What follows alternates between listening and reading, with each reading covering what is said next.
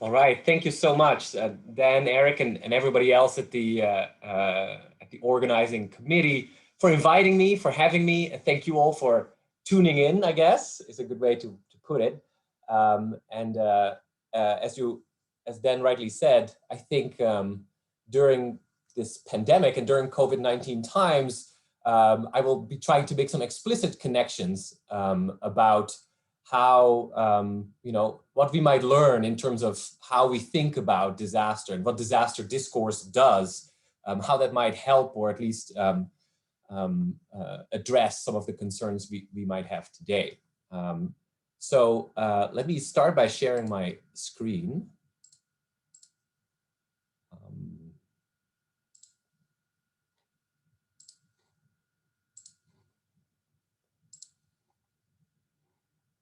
Are you good? Can everybody see it? Okay, good.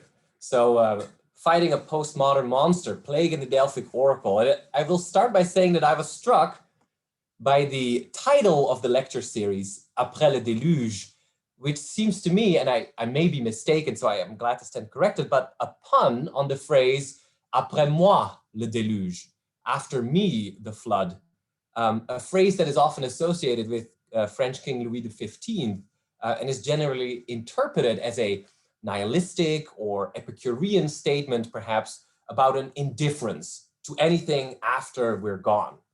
Disaster may strike, the world may drown, it makes no difference to me. Après moi le déluge. And it is precisely this indifference to, or even absence of meaning, that is the subject of this lecture, particularly but not exclusively in the context of plague. In fact, as we will see, part of the question is what distinguishes the plague as a disaster, especially in discourse.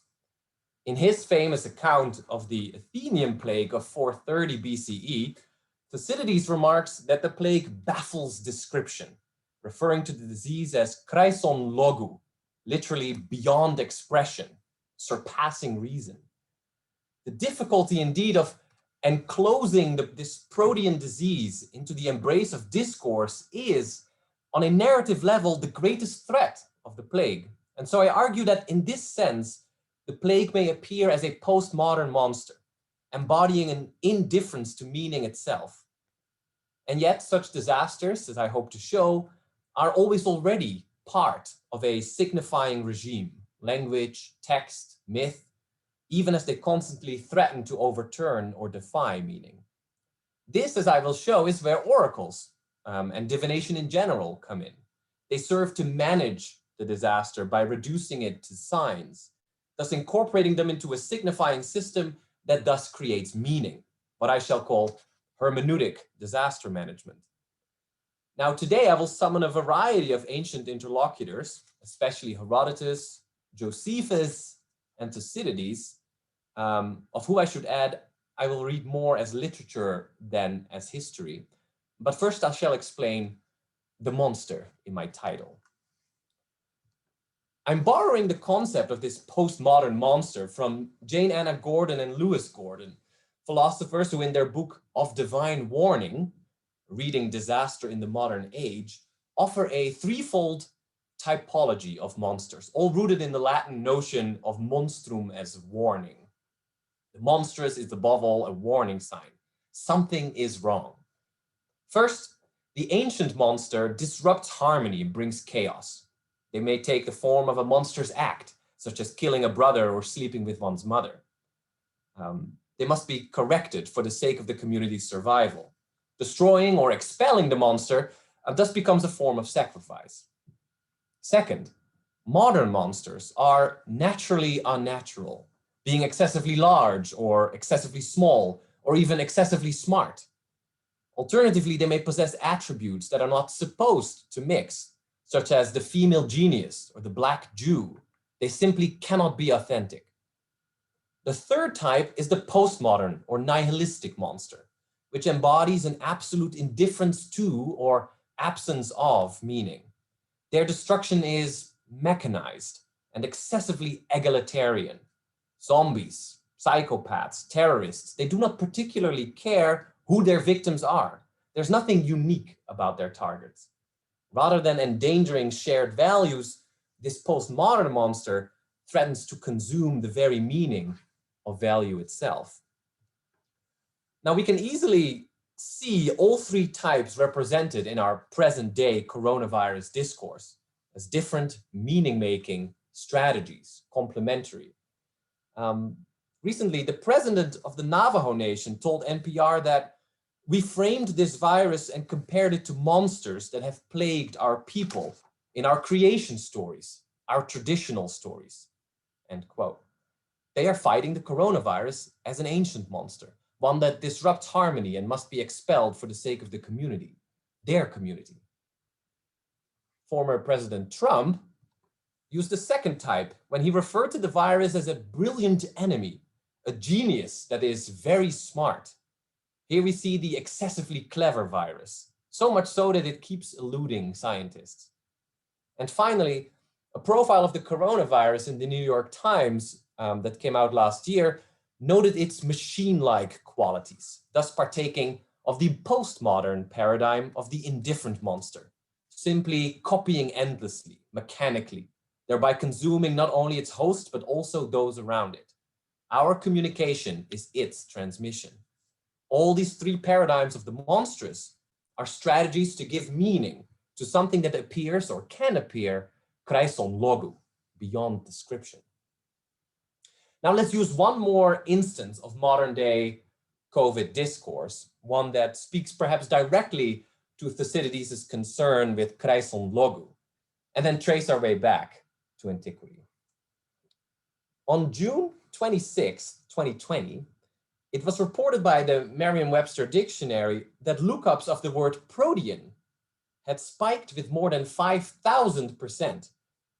The reason was none other than Dr. Anthony Fauci, the American director of the National Institute of Allergy and Infectious Disease, who, over the course of the COVID-19 pandemic, has catapulted to fame here in the United States. Now, Dr. Fauci used the word protean in a press conference to describe the uncanny ability of the coronavirus to manifest itself amidst such a wide and varied range of tricky symptoms. Like the sea god Proteus, the virus is hard to pin down.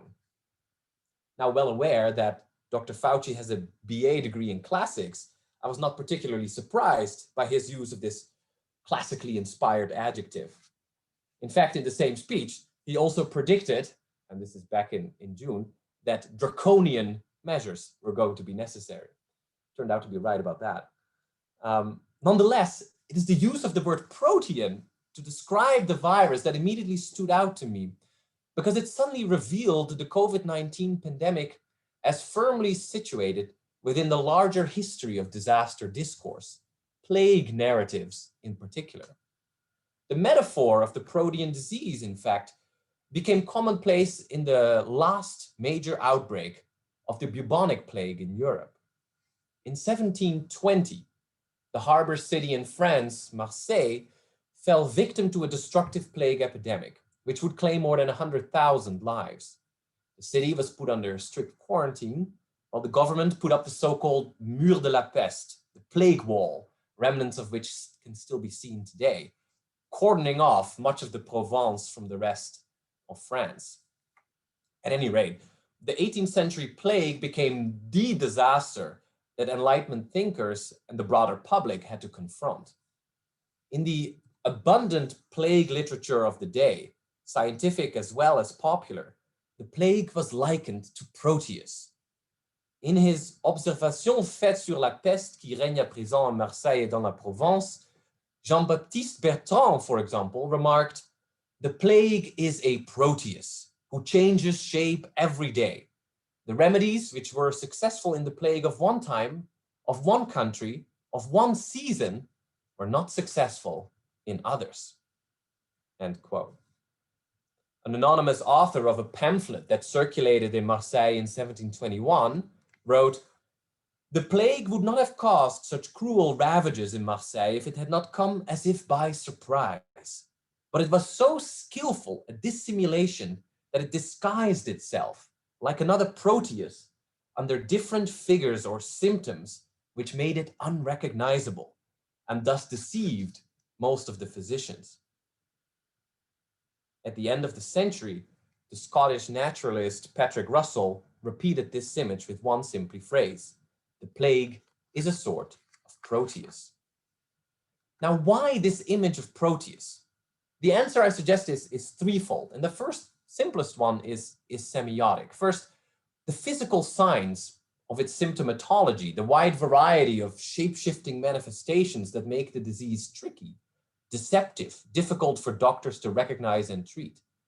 Indeed, several authors in this plague literature see the protean nature of the symptoms as indicative of the plague encompassing all other diseases, its frightening capacity to contain all evils in one. And that leads us perhaps to a second semiotic quality that makes the disease protean. Analyzing the plague discourse at Marseille, Stéphanie Genant notes that the plague resists, like Proteus, all attempts to enclose it within discourse. The plague seems to surpass everything reasonable, Kreison logu. Louis de Jaucourt, author of the article on plague in the Encyclopédie, Diderot's fabled Enlightenment project, wrote that all shudder at the name of this disease alone, the cruelest of all evils. Not only does it disfigure the body, it also disrupts society. Jaucourt continues, the plague destroys relations among citizens, communication among parents. It breaks the strongest bonds of families and societies. Here, in the Enlightenment thought, contagion is the perversion of exchange, trading not in wealth or knowledge, but death. Knowledge about the disease only becomes available retroactively, so that many 18th century authors drew on past plagues, including and especially Thucydides' account of the Athenian plague, to try and make sense of what happened and what it means. Plague discourse, Genant argues, may not be threatened by actual contagion. It is threatened by the plague's signifying anarchy. Writing about it implies, more than any other subject, protecting oneself by means of the rigorous structure of narrative against the plague's anarchical derangement, in which signs, symptoms can mean one thing or something else entirely. Now, I would like to pursue the analogy with Proteus one step further, and we'll do so by turning to Virgil. In the fourth book of the Georgics, the shepherd Aristeus, son of Apollo and the nymph Cyrene, needs to find out why his beehive has died morboque fameque, because of sickness and hunger, or if you will, plague and famine. In fact, the connection between the disease that kills the bees and Virgil's famous cattle plague in Book 3 of the Georgics has been well established. At any rate, it is on the advice of his mother that Aristeus proceeds to ambush the wily sea god Proteus.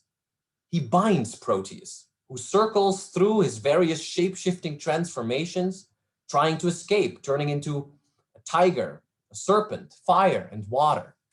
But Aristeus holds on tight. And we can compare the visual evidence offered by similar struggles between heroes and sea deities, such as here Heracles and Nereus, here on a black figure, Kylix. The embrace is so tight, if you notice, that the interlocking fingers form a geometric pattern.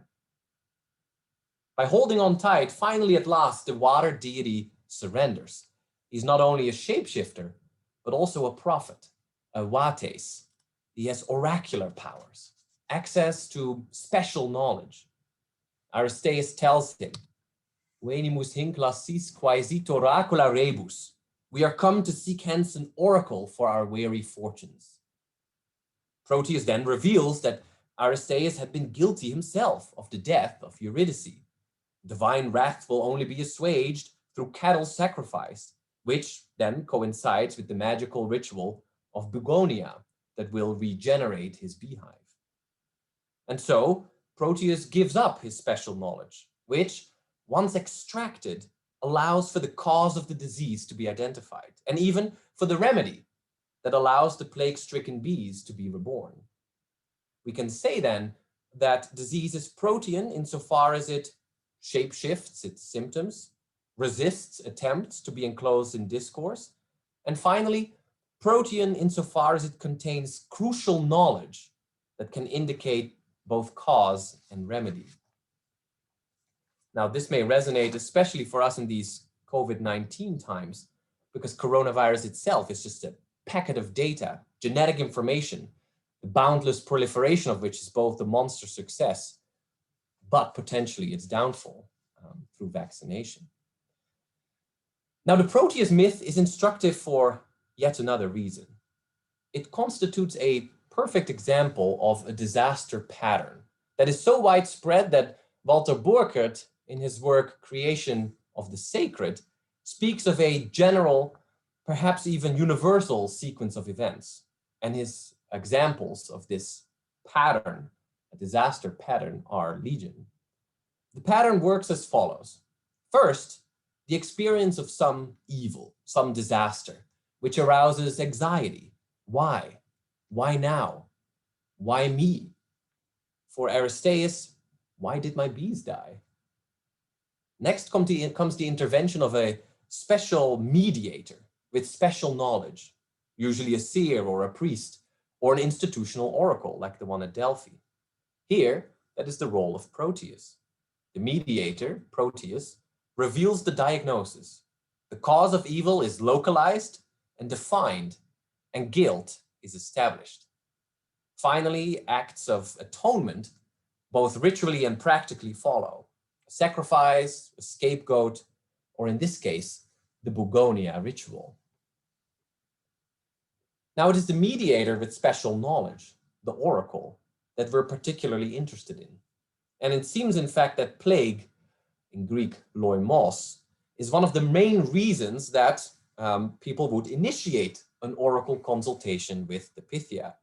In the catalog of Delphic responses collected by Joseph Fontenrose, the largest category are the 79 responses that are occasioned by plague, famine, drought, catastrophe. Now, this is hardly surprising given the disaster pattern and the need for such a mediator to reveal special knowledge.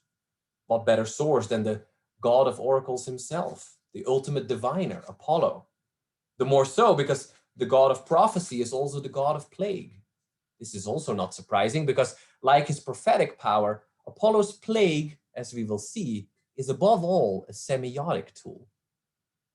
The oracle then has a heuristic function. It allows for the interpretation of the plague as sign, thus offering knowledge about what it is that the loimos signifies. The plague is just a plague is never just a plague.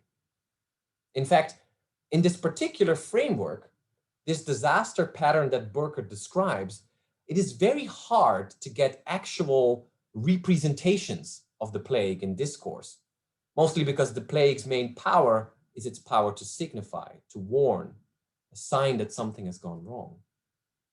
This is the ancient monster in Gordon and Gordon's typology, the monstrous act that warns of a normative transgression that needs to be fixed with ritual. An example from Fontenrose is his Q1, quasi-historical oracle number 1, where we see the King Ephitos of Elis requesting relief from civil strife and plague, and the Delphic oracle directs him to renew the Olympic Games. But the source, Pausanias in this case, has subordinated the plague itself into a genitive absolute. When Greece was being destroyed by strife, stases, and plague, nosos loimodes, subsumed within this disaster pattern, we never get the plague as event, rather than as sign, captured and closed in discourse. What is more, in this disaster pattern, plague is but one of many possible symptoms of the same transgression. It can be famine, limos, or civil war, stasis, or the infertility and birth of monstrous babies, terata, that are generally associated with a broader set of disasters that all fall under what has been called the loimos scheme. Robert Parker notes in his work on miasma, pollution, the name for this whole complex of disasters is loimos. which is thus much broader than plague, by which it is commonly rendered. The classic Greek text for this complex of disasters is Hesiod's Works and Days. Often the entire city suffers from one evil man, kakou andros, who does wrong and devises reckless deeds, and upon them the son of Kronos from heaven brings great suffering, megapema. Famine, together with plague, limon homu kai lomon, the people perish and women do not bear children, and their households dwindle by the will of Olympian Zeus.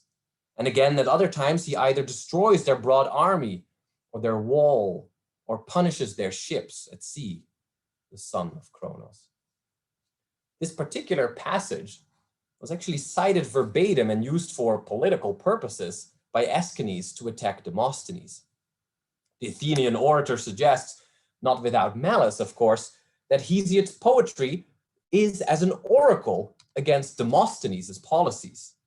If you take away the meter of the poet and examine his sentiments, I think you will see that these are not Hesiod's poetry, but an oracle against the politics of Demosthenes. For indeed, fleet and army and cities have been utterly destroyed because of his policies. Now, what makes Aeschines' reference to the Hesiodic passage so effective is precisely the idea that the entire community suffers greatly, Hesiod's megapema, because of the wickedness of one evil man, Demosthenes as Hesiod's anerkakos, the monster whose contagion affects the entire community. The question who is to blame for disaster can fall on the shoulders of one individual, and it is the oracle that identifies this individual, this patient zero. As with all patterns, however, the most interesting cases are those that deviate from this pattern. And I will proceed for the rest of this talk to talk about examples in which this pattern is not followed. And I'll start with two examples from Greek literature, one from Josephus and one from Herodotus. And we'll start with Herodotus, whose narrative style is exemplary for showing us how the Protean plague can be enclosed within discourse. Now, Herodotus, in all of his work, mentions loimos only 3 times, and none receive much description at all. But one of these cases of loimos is nonetheless particularly instructive, because it shows how Herodotus's narrative assigns meaning to disaster, enclosing the plague within the iron grip of discourse. In the 6th book of the Histories, Herodotus relates how in the early 5th century, during the upheaval of the Ionian revolt, the island of Chios experienced 2 unfortunate events. First, out of a group of 100 chorus boys that had been sent to Delphi to compete in a festival for Apollo, only 2 returned home. The other 98 had died because of loimos, plague. At the same time, or about the same time, the roof of a school building collapsed, killing almost all of the 120 children who were inside learning their letters. Only 1 survived. These events, tragic and to us and as strangely familiar as they are, could be called accidents, unfortunate turns of fate that are part of the vicissitudes of life. But shortly after all this, the Chians were decisively defeated in the naval battle of Lade of 494 BCE. And the Milesian tyrant Histiaeus came leading a plundering band of troops from Lesbos and completely subdued the Chians.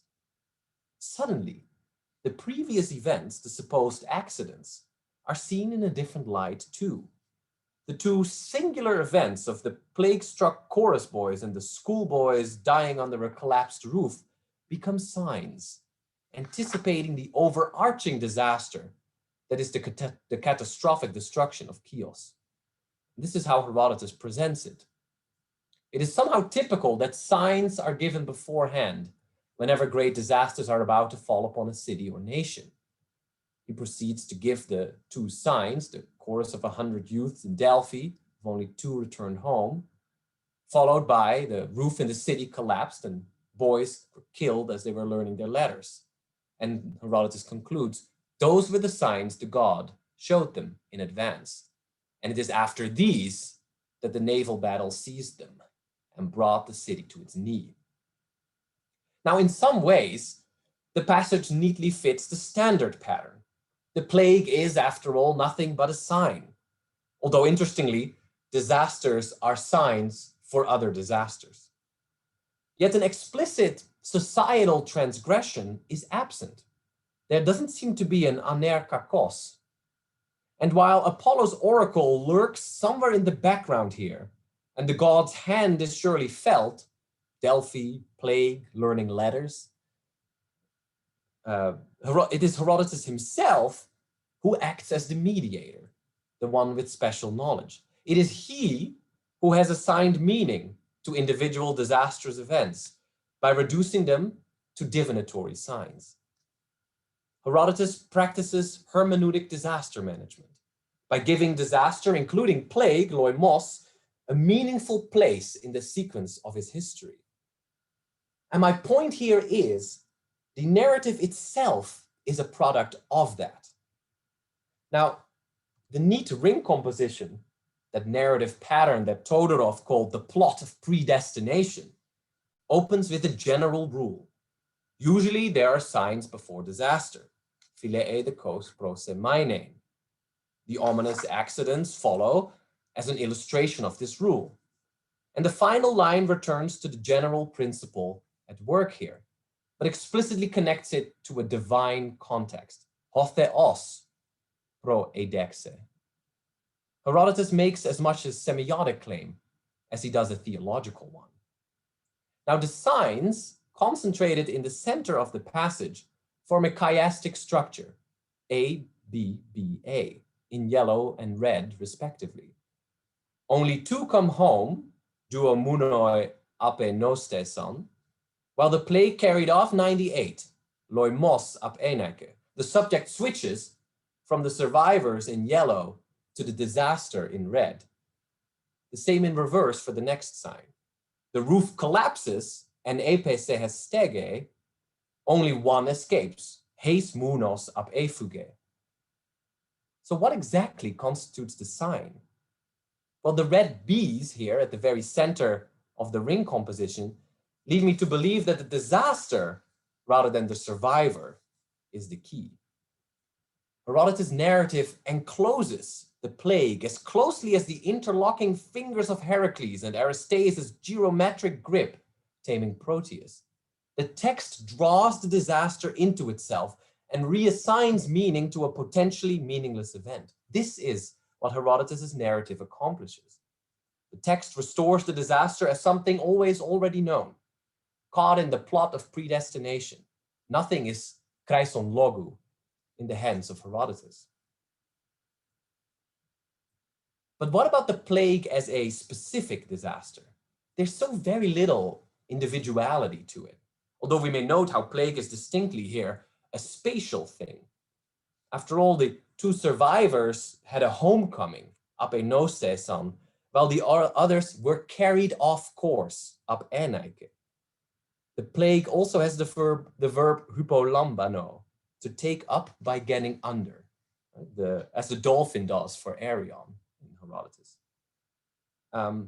Herodotus uses this exact same combination, hypolambano and apophero, in Book 4 about Jason and the Argonauts, when he describes how the north wind suddenly took him up from under and carried him toward Libya.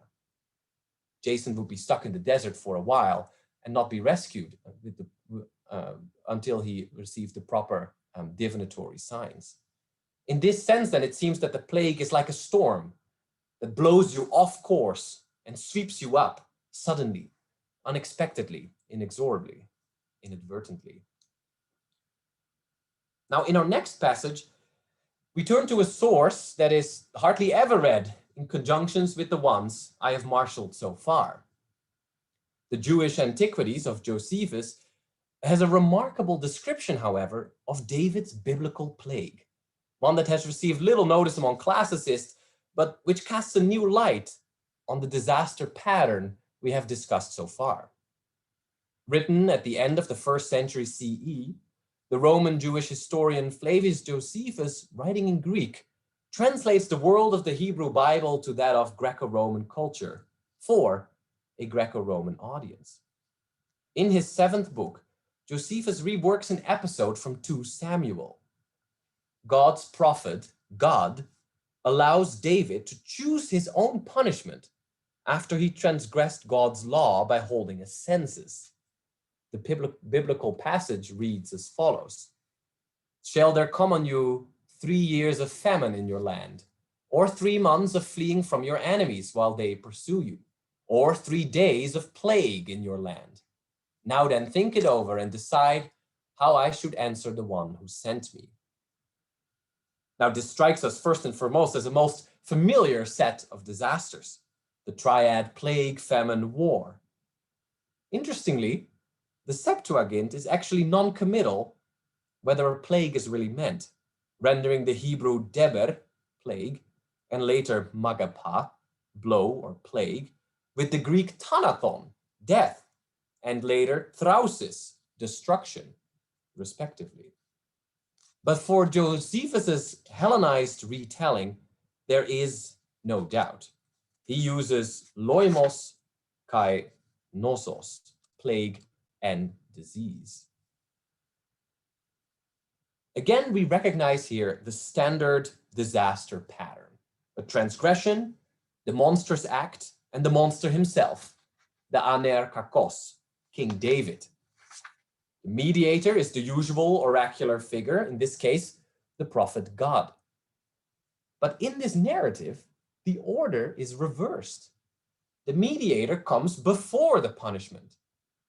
The disaster is not a sign, but an actual event. And Josephus treats it as such.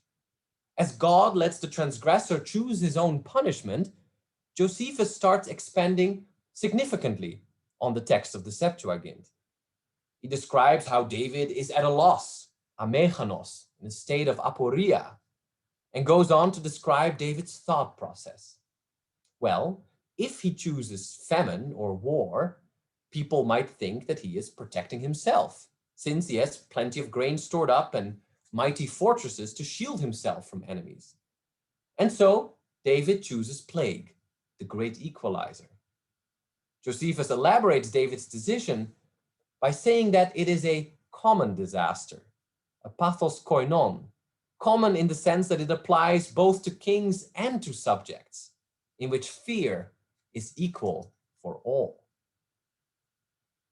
Now, Josephus explains David's choice for plague as one of equality. It's an egalitarian choice. It spares nobody, not even the king. Never mind the fact that the king himself is to blame, the ancient monster. But we also get a glimpse of the postmodern monster here, the one that consumes its victims with excessive indifference to status, age, strength, or wealth. And consume it does. Drawing directly on Thucydides' account of the Athenian plague, Josephus too finds a plague that is kraison logu in its protean nature, even if it fits neatly into a moral framework of divine punishment. Within that framework, the plague is not a mystery.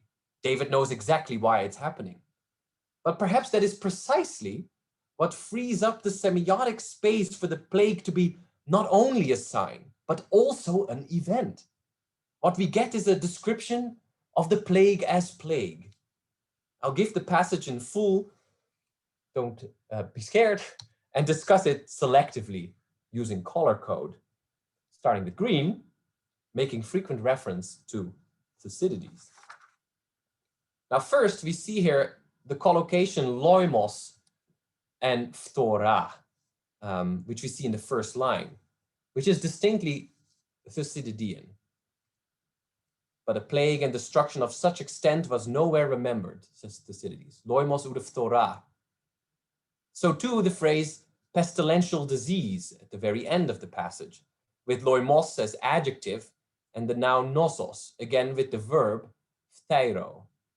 Thucydides uses this as the climax of his famous summary of disaster at the beginning of his work at 123, offering a phrase with no fewer than 9 words between article and noun, probably, as many have observed, a syntactical record. The not least harmful and in part utterly destructive pestilential disease. It's as if Thucydides tries very hard here to make the plague not be Chryson logu. Second, we see the protean nature of the plague. The symptoms are varied, and the disease is hard to recognize. So much so that while there's only one evil, hen kakon, it seems as if there are myriad real and apparent causes, aitias kai prophasesin. The latter is again a real Thucydidean word. We can compare the phrase, but if anyone was already ill of any disease, all terminated in this one. In other cases, from no obvious cause. Udemias prophaseos. But suddenly and while in good health. Now we are reminded here perhaps of the Enlightenment era accounts from Marseille again, where the plague was also understood as containing all other diseases within it. Josephus also stresses the shortcomings of knowledge. Note the verbs epinoesai and katanoesai. They cannot distinguish, cannot recognize, which calls to mind how in Thucydides' account, the doctors were thoroughly ignorant, agnoia, on how to treat it. Third, the plague is stealthy and sneaky, very smart, as Trump might say, as it comes on unperceived, lantanon, and suddenly, eiphneidion. Thucydides puts that very word in the mouth of Pericles, who remarks on the plague that the spirit is cowed by that which is sudden, eiphneidion, and unexpected, aprosdoketon, and happens contrary to all calculation, paralogoi. Finally, Josephus no doubt takes inspiration from Thucydides again when he briefly mentions a breakdown in funeral rites. This is no full collapse of society, the anomia, the lawlessness that Thucydides describes. After all, David's plague is only 3 days total. Still, Josephus does include the eerie detail that some bodies are so totally consumed, topanteles dapanomenon, that there is nothing left to bury, as if the plague monster has literally digested its victims into nothingness. Those who are already dead have, like zombies, still one more parting gift to give, death for those who bury them. This is again contagion as the ultimate perversion of social exchange. In result, burials are left unfinished. Atelesitais taphais.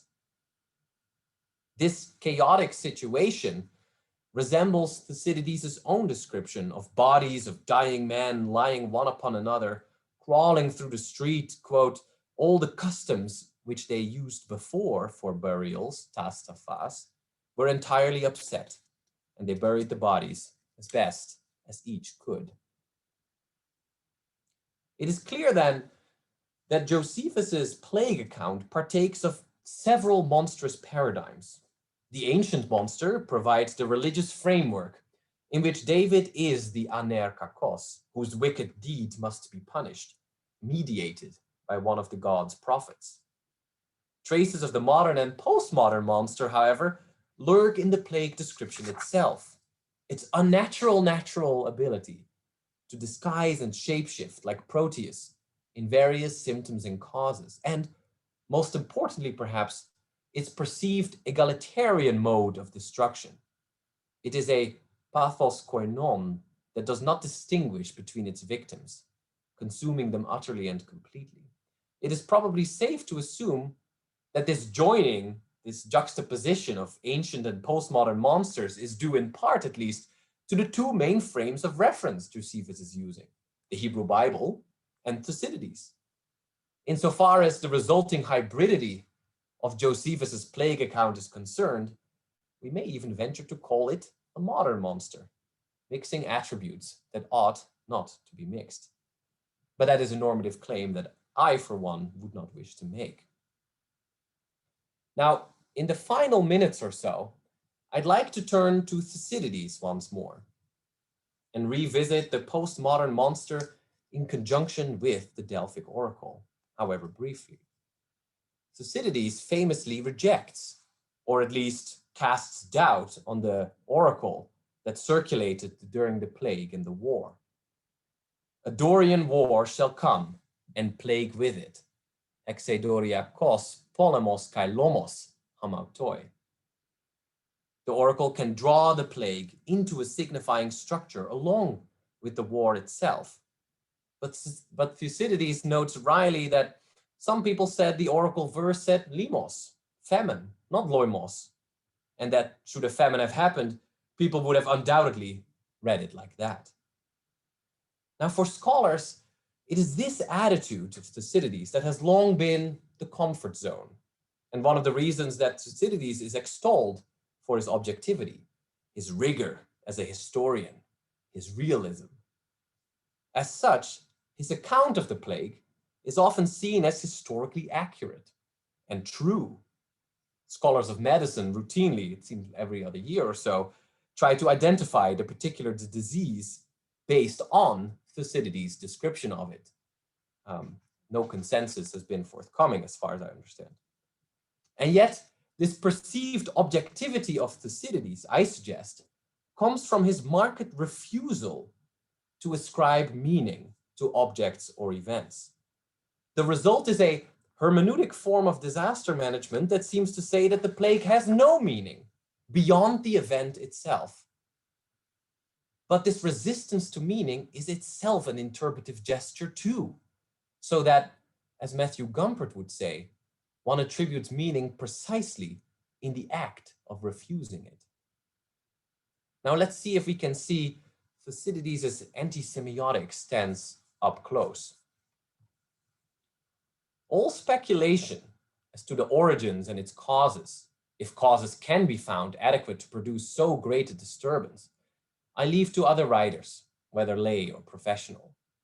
I will tell what it was like, and will set forth those features of it from which, if ever it should attack again, a man will be best able to know beforehand what it is and not to fail to recognize it.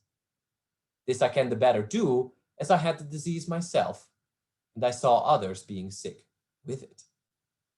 In this fascinating passage, programmatic, quite clearly, he states he's not interested in causes, aitia. His subject is not why it happened, but only how it happened. It's quite remarkable that he had the experience himself, and yet, unlike Herodotus, as a specialist reader of signs, Thucydides does not grant himself any oracular status. At most, it lends a certain authenticity, but there are no personal confessions or recollections of his own trauma anywhere to be found. Finally, the reason for his plague account is so that it may be recognized if it should ever strike again. Modern commentators have typically understood this as a practical intention to help find a cure. And yet, Adam Perry has decisively shown a couple of decades ago, I think, that it is essential to Thucydides' description that there is no cure. Instead, Thucydides is invested, as we have seen, in the singularity of the event. It's unprecedented, beyond description. Why then does Thucydides say his account is intended so a future loimos can be recognized? The answer, I suggest, is that while the narrative refuses to turn the plague into a sign, to incorporate it into a signifying network of oracles and so forth, Thucydides expresses the idea that if similar things should happen again, his plague account, as narrative, can finally become a sign, being granted meaning retroactively in a historical chain of plagues that has yet to unfold, where the next loimos can refer back to the Athenian one.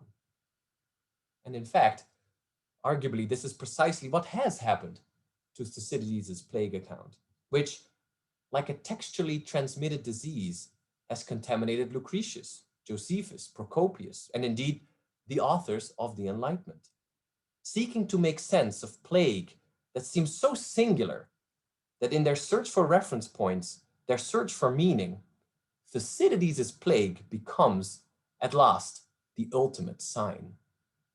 Thank you.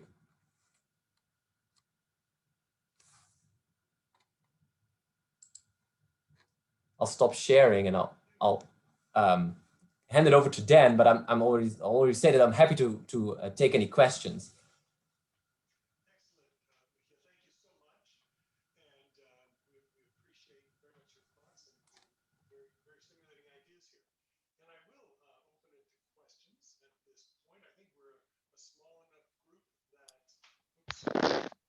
I'm sorry. I so far said thank you. That's oh, all good. you Yes, I just wanted to say, Dan, I can't hear you. Maybe I don't know if it's just on my. No, that was I unmuted myself, but kept the microphone away from my face, so that's not good. Anyway, again, thank you. I think we're a small enough group that we can take questions right as they come. So if anybody would like to get us started, please feel free.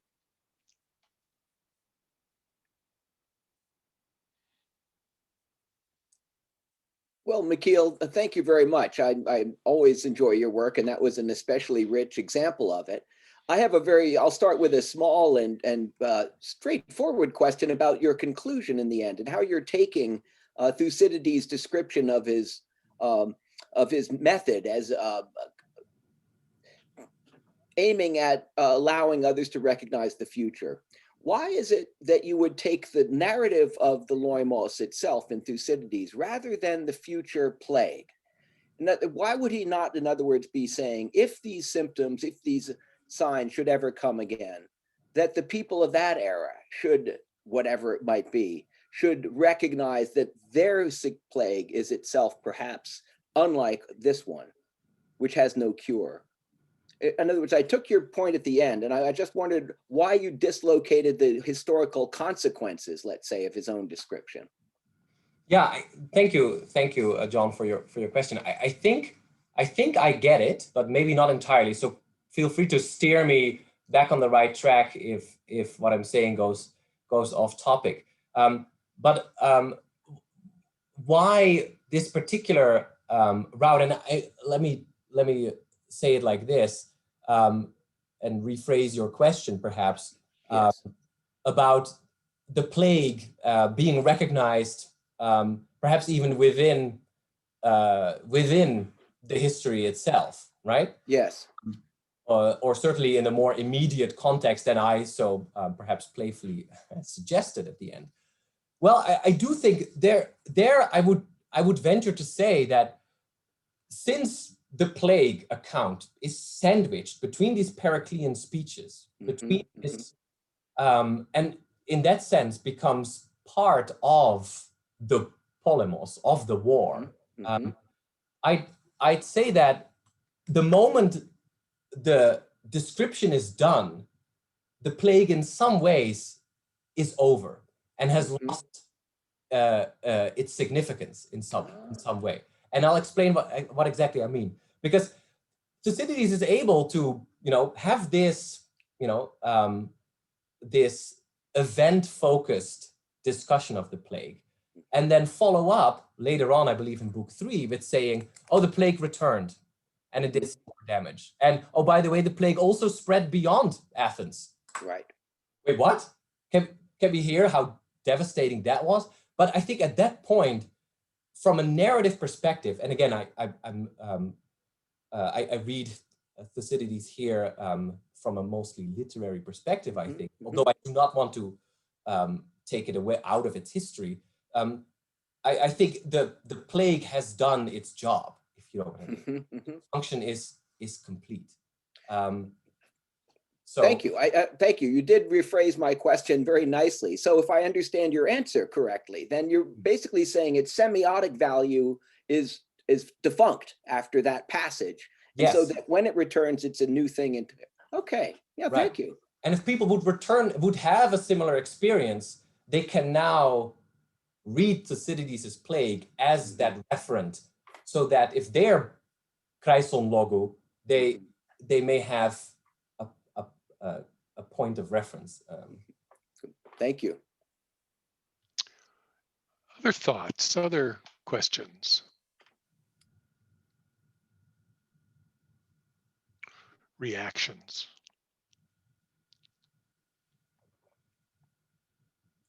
Go ahead, please, Carolina. Hi, thank you so much, Michiel. I really enjoyed it. And it made me think about many different things, great readings. Some of those passages, until you read them in a different way or paying attention to these details, that was fantastic.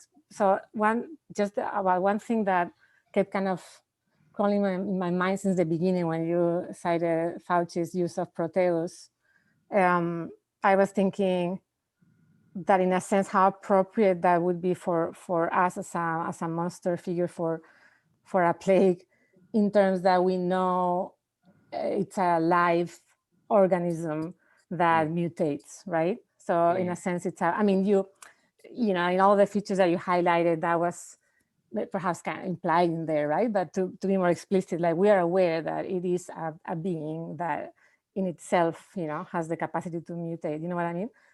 So then I was thinking how, when you were showing how the more rational, writers about the plague, right? The ones that want to detach it from divine intervention, Thucydides or Josephus, especially Thucydides, they are highlighting those same sorts of qualities that we would describe as protean, but they don't use that figure as right, and they don't use it because they don't use it. That's not what they're doing.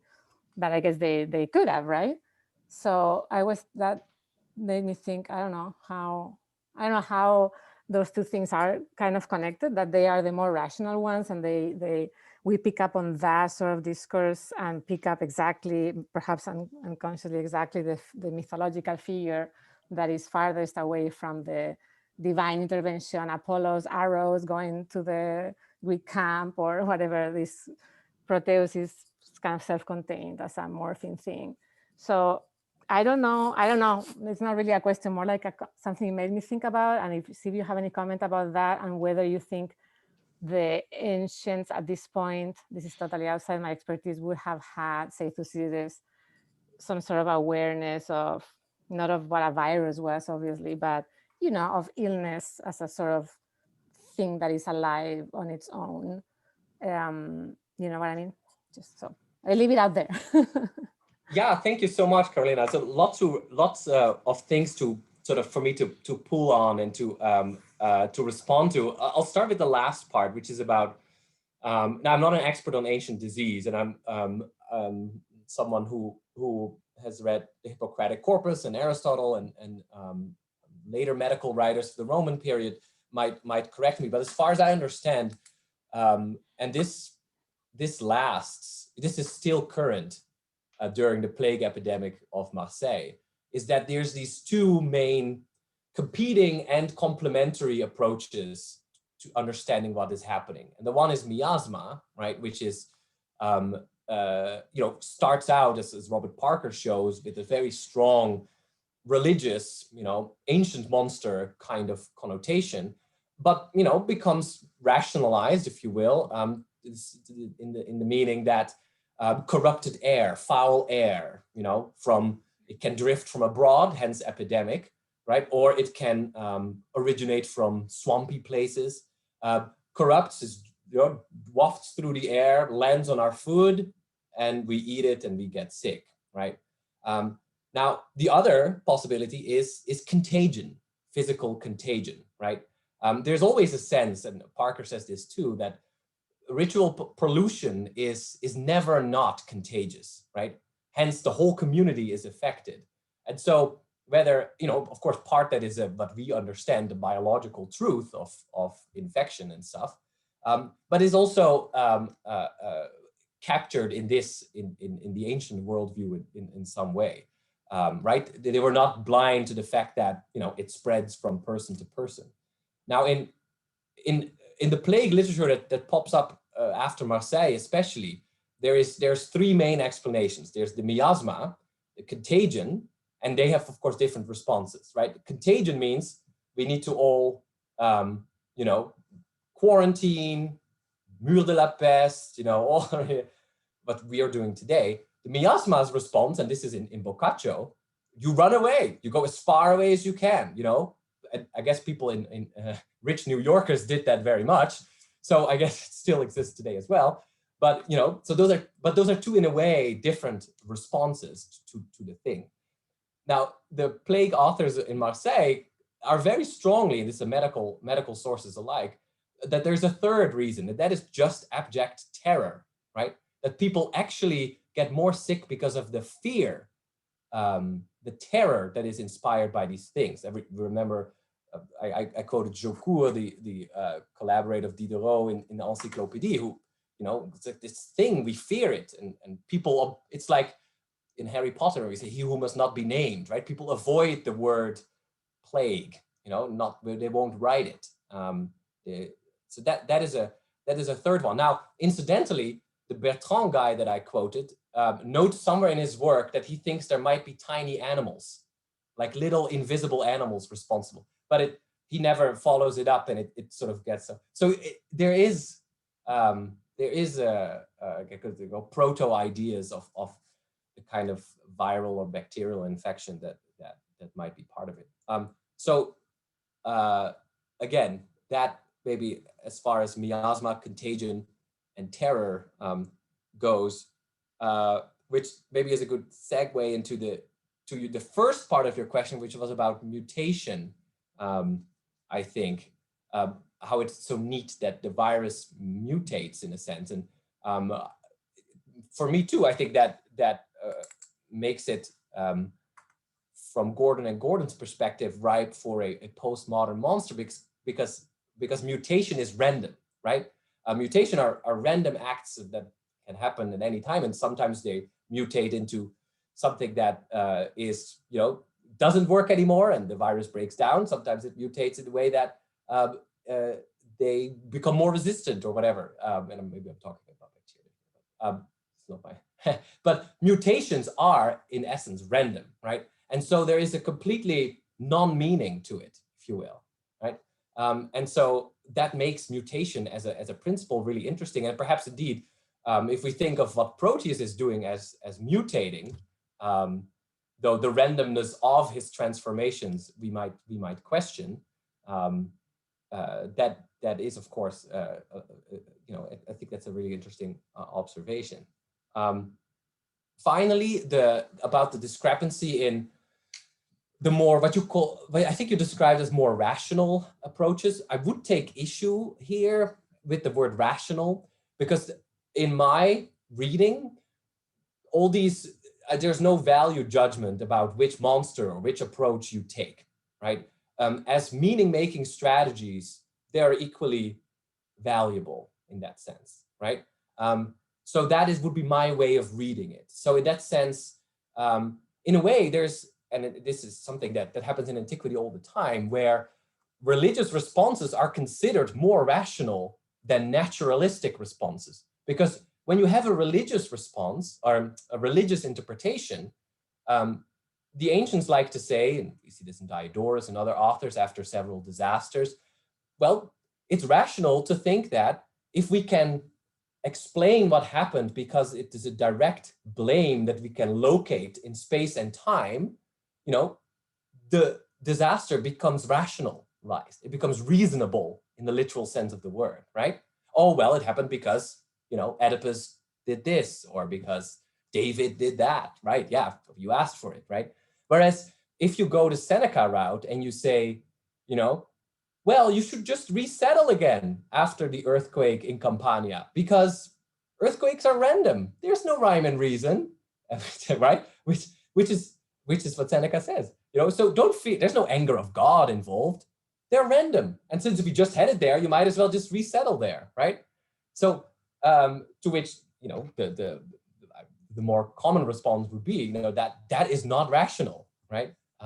So I think this the word rationality always colors, perhaps in a way that we might not want to, the way that we see these different interpretations coexist, overlap, intersect, etc., etc. Yeah, no, thank you so much. I love those thoughts. Yeah, and perhaps instead of rational, I should have said rationalizing in terms of not our judgment of what is more rational, but right. of So what yes, they're doing maybe as you've meant it like that. Yeah. historicizing, right? Like what they do with the Trojan War at the same thing. They're trying to detach it to find a different way of explaining, which is equally subjective. In essence, they're deciding what is their heuristic approach, right? So yeah, good point. Great, thank you very much. Anyone else?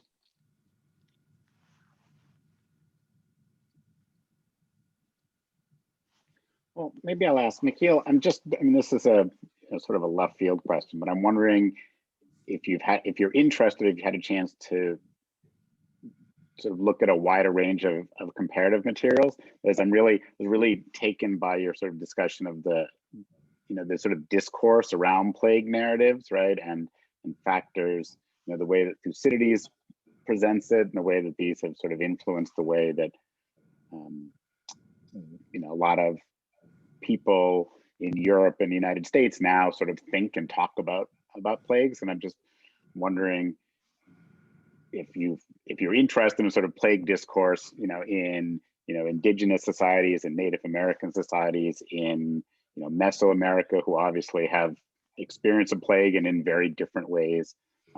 So I just don't know if it's framed differently. And again, this may be completely something you're not interested in exploring. So no, that is a fascinating point. Thank you so much for that, Eric. Yeah, no, I'll confess that my comparative knowledge here is limited, but that is of course, I mean, from an anthropological perspective, is fascinating and would be worth pursuing. Now, I think for a moment and see if there is anything in particular that does come to mind as far as plague narratives are concerned.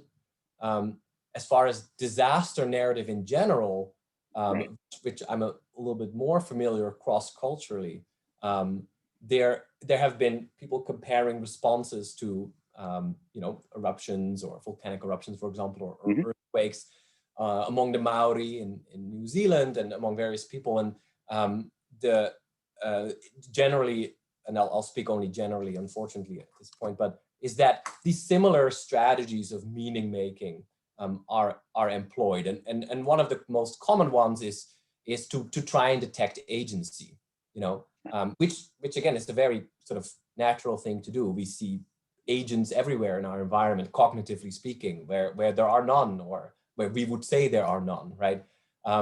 So I think one of those things is detecting agency, and including in plague narratives, I assume. And with the agency can then come in blame, right? Because if somebody's doing something, presumably they're doing it for a reason, and that leads to that guilt pattern that Burkert talks about, and that he shows is very diffuse. Inuit, Native American, Chinese, he finds these patterns everywhere. Thanks. Okay. I had one thought. I don't know if it's developed enough to be a question, although maybe the basic question is, I really liked the Josephus connection and the way you approached and discussed Josephus. Does Josephus say anything about the Egyptian plagues, about the plagues against Egypt? I'm not recalling, I'm sorry.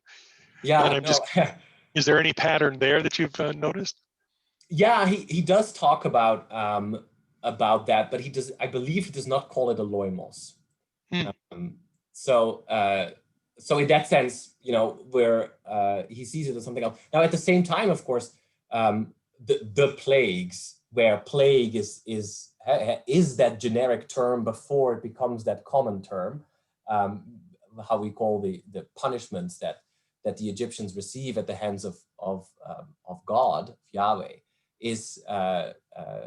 are in this wide set, different sets of disasters, and it'd be interesting to see exactly what Joseph, how he frames that, and how what the language exactly is that he uses there. But I'm quite certain that he does not use loin moss. Okay, yeah. It just came into my head because we talked about that in class this week in passing.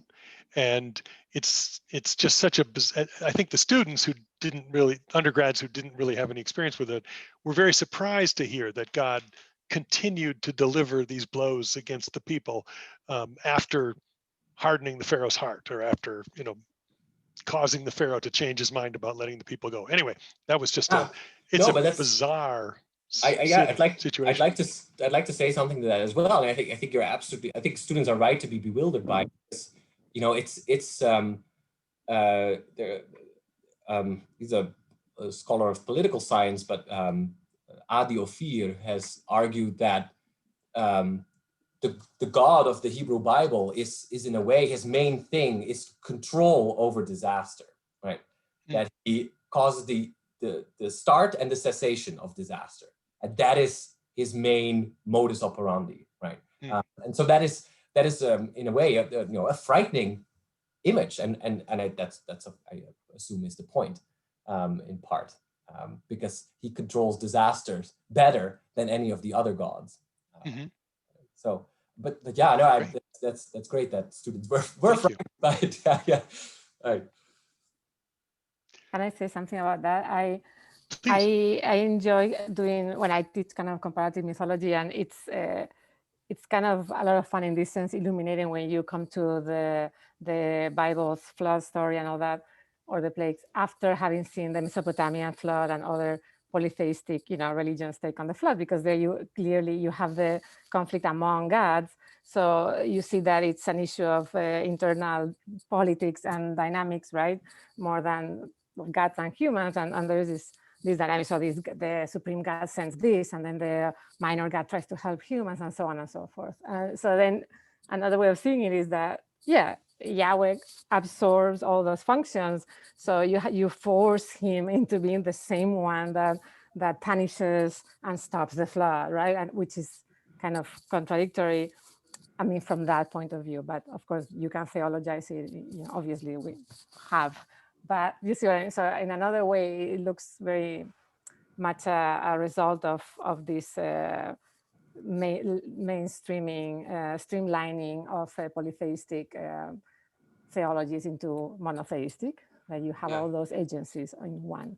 Yeah, that's interesting. Very nice, thank you.